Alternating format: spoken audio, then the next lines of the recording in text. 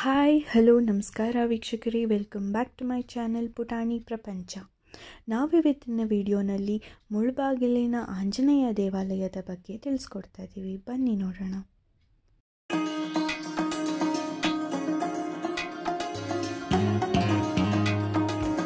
ನಮ್ಮ ಕರ್ನಾಟಕದಲ್ಲಿ ಮೊದಲನೇದಾಗಿ ಸೂರ್ಯನು ಉದಯಿಸಿದಾಗ ಕಿರಣಗಳನ್ನು ಪಸರಿಸುವ ಮೊದಲನೇ ಕ್ಷೇತ್ರವೇ ಮೂಡಣದ ಬಾಗಿಲು, ಅಂದರೆ ಮುಳಬಾಗಿಲು ಎಂದು ಕರೆಯಲಾಗುತ್ತೆ.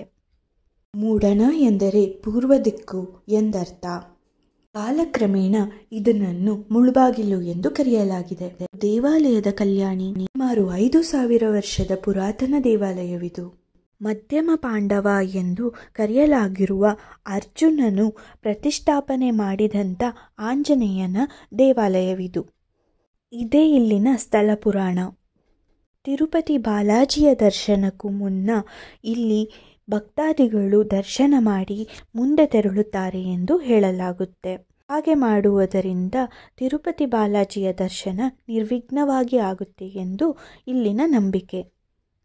ವರ್ಷದ 365 ದಿನಗಳನ್ನು ಕೇದಿಗೆ ಅಥವಾ ತಾಳೆ ಹೂವಿನಿಂದ ಪೂಜಿಸಲ್ಪಟ್ಟಿರುವ ಆಂಜನೇಯನ ದೇವಾಲಯವಿದು. ನಿಮ್ಮ ಯಾವುದೇ ಸಮಸ್ಯೆಗಳಿದ್ದರೂ ಕೇದಿಗೆ ಅಥವಾ ತಾಳೆ ಹೂವಿನಿಂದ ಅರ್ಪಿಸಿ ಭಕ್ತಿಯಿಂದ ಬೇಡಿಕೊಳ್ಳುವುದರಿಂದ ಎಲ್ಲ ಸಮಸ್ಯೆಗಳು ಹೂ ಎತ್ತಿಟ್ಟಂತೆ ನಿಮ್ಮ ಎಲ್ಲ ಸಮಸ್ಯೆಗಳು ಬಗೆಹರಿಯುತ್ತೆ ಎಂಬುದು ಇಲ್ಲಿನ ನಂಬಿಕೆ. ಸ್ವತಃ ಭೃಗು ಮಹರ್ಷಿನೇ ಪ್ರತಿಷ್ಠಾಪಿಸಿದ ಗೋವಿಂದನ ದೇಗುಲ ಈ ದೇವಾಲಯದಲ್ಲಿ ಇದೆ. ಇದು ತಿರುಪತಿಯ ಗೋವಿಂದನ ಹೈಟ್ ಅಷ್ಟೇ ಇದೆ ಎಂದು ಹೇಳಲಾಗುತ್ತೆ. ಸೀತಾರಾಮನ ಗುಡಿಯನ್ನು ನೀವು ಇಲ್ಲಿ ಕಾಣಬಹುದು. ಶೇಷನ ಮೇಲೆ ಮಲಗಿರುವಂಥ ರಂಗನಾಥನ ದೇವಾಲಯನೂ ಇಲ್ಲಿ ನೀವು ಕಾಣಬಹುದು. ಬೆಂಗಳೂರಿನಿಂದ ಸುಮಾರು 96 ಕಿಲೋಮೀಟರ್ ದೂರದಲ್ಲಿ ಈ ದೇಗುಲ ಇದೆ. ಕೋಲಾರಿನಿಂದ ಸುಮಾರು 31 ಕಿಲೋಮೀಟರ್ ದೂರದಲ್ಲಿ ದೇವಾಲಯವನ್ನು ನೀವು ಕಾಣಬಹುದು.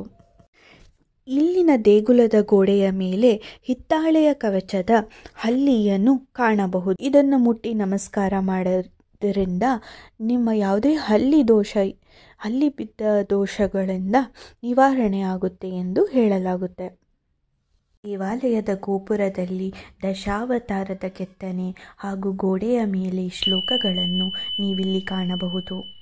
ಮಹಾಭಾರತದ ಯುದ್ಧ ಸಮಾಪ್ತಿಯಾದಂತೆ ತಕ್ಷಣವೇ ಅರ್ಜುನವು ರಥದಿಂದ ಇಳಿದಾಗ ರಥವು ಬೆಂಕಿಯಿಂದ ಹತ್ತಿಕೊಂಡು ಉರಿಯುತ್ತದೆ.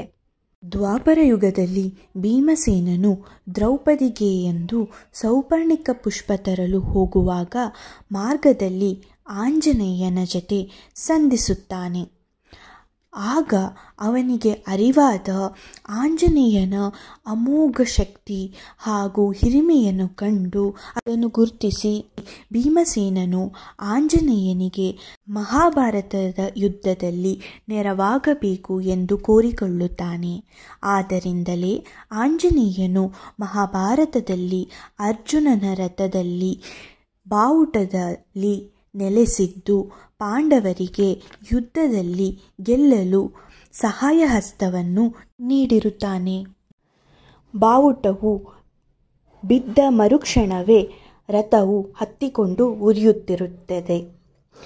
ಇದನ್ನು ಗುರುತಿಸಿದ ಮಧ್ಯಮ ಪಾಂಡವನಾದ ಅರ್ಜುನ ಹಾಗೂ ಪಾಂಡವರು ನಿಷ್ಕಲ್ಮಶ ಭಕ್ತಿಯಿಂದ ಕೃತಜ್ಞತೆಗಳನ್ನು ಸಲ್ಲಿಸುತ್ತಾರೆ. ಹಾಗೆ ದೇವಶಿಲ್ಪಿಯಾದ ಮಾಯನಿಂದನೇ ಆಂಜನೇಯನ ಪ್ರತಿಮೆಯನ್ನು ಕೆತ್ತಿಸಿ ಇಲ್ಲಿ ನಿರ್ಮಾಣ ಮಾಡುತ್ತಾರೆ. ಅಂಜನಾದ್ರಿ ಆಂಜನೇಯನ ಹುಟ್ಟಿದ ಊರಿನ ಹತ್ತಿರ ಇರುವ ಕದಲಿವನದಲ್ಲಿ ಆಂಜನೇಯನನ್ನು ಸ್ಥಾಪಿಸಿ ಕೇದಿಗೆ ಪುಷ್ಪದಿಂದ ಪೂಜಿಸುತ್ತಾನೆ. ಅಂದಿನ ಕದಲಿವನವೇ ಇಂದಿನ ಮುಳಬಾಗಿಲು ಎಂದು ಕರೆಯಲಾಗುತ್ತೆ. ಇಲ್ಲಿನ ಪ್ರಖ್ಯಾತಿ ತಿನಿಸು ಮುಳಬಾಗಿಲು ದೋಸೆ.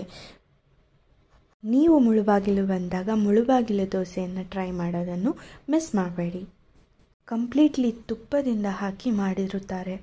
ದೇವಾಲಯದ ಟೈಮಿಂಗ್ಸ್ ಬೆಳಗ್ಗೆ 7 ಗಂಟೆಯಿಂದ ಮಧ್ಯಾಹ್ನ 1 ಗಂಟೆವರೆಗೂ ಇರುತ್ತೆ ಹಾಗೂ ಮಧ್ಯಾಹ್ನ 3 ಗಂಟೆಯಿಂದ ರಾತ್ರಿ 8 ಗಂಟೆವರೆಗೂ ಇರುತ್ತೆ.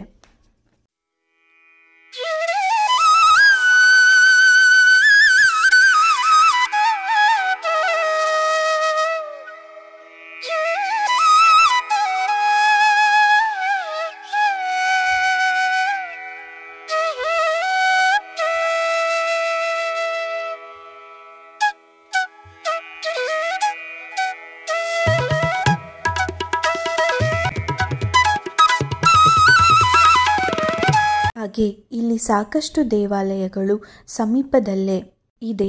ಆ ದೇವಾಲಯಗಳ ಲಿಸ್ಟ್ನ ಬೋರ್ಡ್ನನ್ನು ಈ ವಿಡಿಯೋನ ಎಂಡ್ನಲ್ಲಿ ಚೆಕ್ ಮಾಡೋದನ್ನು ಮಿಸ್ ಮಾಡಬೇಡಿ. ನಮ್ಮೆಲ್ಲ ವೀಡಿಯೋಸ್ನ ಕಂಪ್ಲೀಟಾಗಿ ವಾಚ್ ಮಾಡಿ. ನೀವಿನ್ನು ನಮ್ಮ ಚಾನಲ್ನ ಸಬ್ಸ್ಕ್ರೈಬ್ ಆಗಿಲ್ಲ ಅಂದರೆ ಹಿಂದೆ ಸಬ್ಸ್ಕ್ರೈಬ್ ಆಗಿ ಹಾಗೂ ಬೆಲ್ ಐಕಾನ್ ನೋಟಿಫಿಕೇಷನ್ನ ಆನ್ ಮಾಡ್ಕೊಳೋದನ್ನು ಮರಿದಿರಿ. ನಮ್ಮೆಲ್ಲ ವೀಡಿಯೋಸ್ನ ಲೈಕ್ ಮಾಡಿ, ಮ್ಯಾಕ್ಸಿಮಮ್ ಶೇರ್ ಮಾಡಿ, ಹಾಗೆ ನಿಮ್ಮ ಅನಿಸಿಕೆಗಳನ್ನು ಕಮೆಂಟ್ ಮೂಲಕ ತಿಳಿಸಿ. Hope you all like the video. Thank you for watching. ಧನ್ಯವಾದಗಳು. ಇನ್ನಷ್ಟು ವಿಡಿಯೋಗಳ ಜೊತೆ ಮತ್ತೆ ಸಿಗೋಣ.